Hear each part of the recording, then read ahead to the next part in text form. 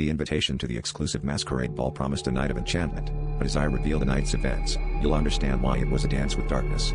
I arrived at the opulent venue, a grand old theater that had been closed for decades.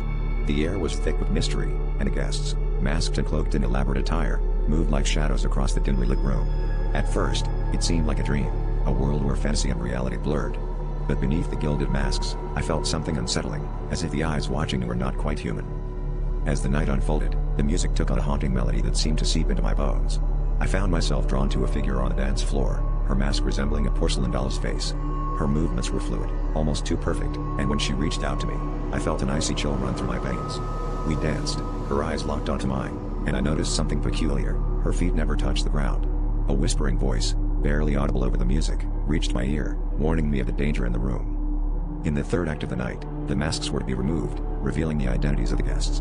But as the clock struck midnight, a horrific realization dawned upon me. The guests began to disintegrate into dust, their masks falling to the floor with a hollow clatter. Panicking, I tried to flee, but the doors were sealed tight. The walls seemed to pulse with a life of their own, and the once majestic chandeliers cast grotesque shadows that danced mockingly around me. In that moment of terror, the porcelain-faced woman reappeared, her mask partially cracked, revealing a hollow void where a face should be. Her hand reached out once more, and I felt myself being drawn into the abyss behind her mask.